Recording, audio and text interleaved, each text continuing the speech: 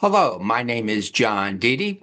I am professor of political science at the community colleges of Baltimore County, and this is my podcast on the Maryland State Politics Substack.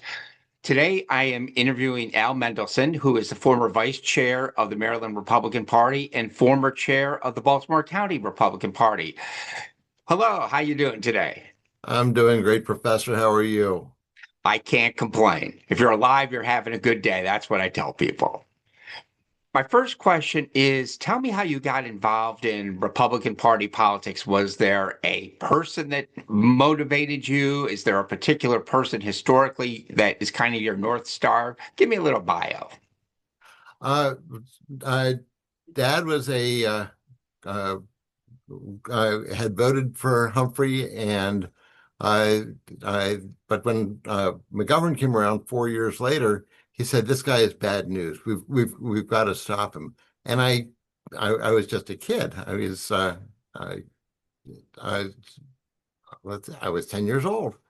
But 4 years later, I saw the chance to support somebody, and I thought it was neat to support a candidate for president. So I went for Gerald Ford, and I've been a Republican ever since.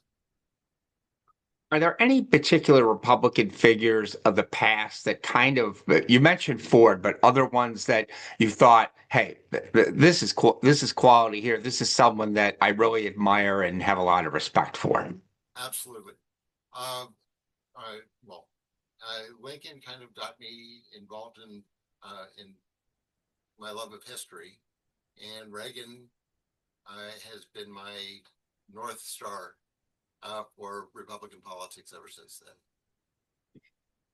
When you think about current Republican Party politics for the governor's race in 2026, how would you handicap things as far as the people who have announced and the people who are the rumors are all about? Uh, Governor Moore is weak. All the polls show it. He looks great on TV. He sounds terrific until you actually listen to his words. Uh, it's there's not much there. That said, you can't beat somebody with a nobody, and we haven't found that somebody yet. I'm hoping against hope that we find somebody. Do you have any particular people that you would like to see get in this, or are you just kind of like waiting to see what people decide? I think Steve Hershey would be an amazing candidate. Um, there are others names that have popped up, but we'll see what happens with them. I don't have an inside track on any. Uh, How do you feel about the 2026 Baltimore County elections, not just the county executive race, but some of the other races? Where do you feel things can play out for victories for some Republicans? The the map, the legislative map is not favorable.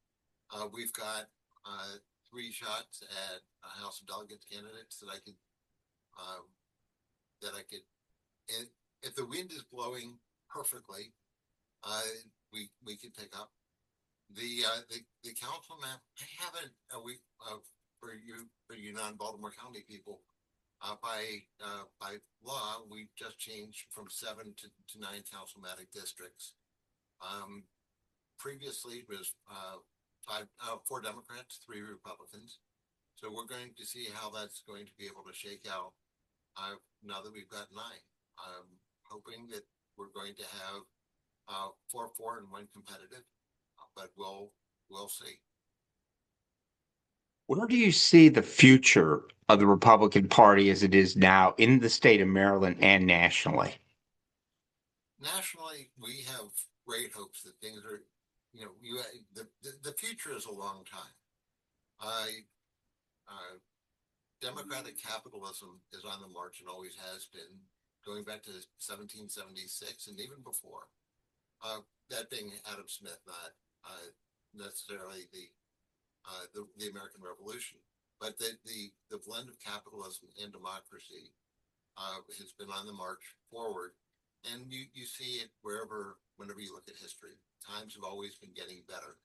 There have been times we've fallen back, but the march of time certainly favors freedom, and capitalism is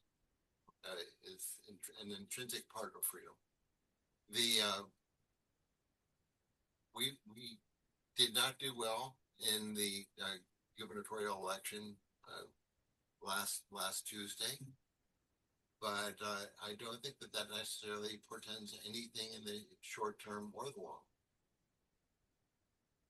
Final thing I want to ask for you is we've talked about a lot of different stuff. Is there anything you'd like to add at all as far as what you see going on locally, or any comments about anything that you can think of related to Democratic or Republican Party politics and where you see things now and where the future might be? The right now, one of the big stories is redistricting, congressional redistricting. I Senator Ferguson is right that it's that they're playing a very risky game of dice. They may discover that their 7-1 can turn into a 5-3. You know, if you squeeze one end of a balloon, the other end of that balloon is going to get bigger. So I don't think that that they can take 25% of Andy Harris's Republican vote and put it somewhere else or several places without it affecting either the second or the third or the sixth congressional district. Also, I can't think of a reason why they really would want to put Steny Hoyer at risk. It just doesn't make sense to me. That said, Governor Moore wants to play on the national stage. You know, he gets on CBS on Sunday mornings, and he has to have something to say.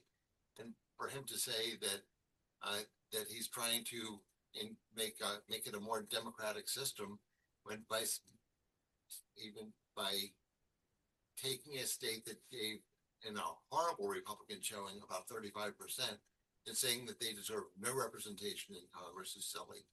And you put on top of that the Republican Party is, whether Governor Moore likes it or not, is the majority party. The idea of essentially saying you don't want a seat at the grown-up table is just foolish. Okay, I want to thank you again for taking the time to do this, and take care and have a great day. Thank you, John.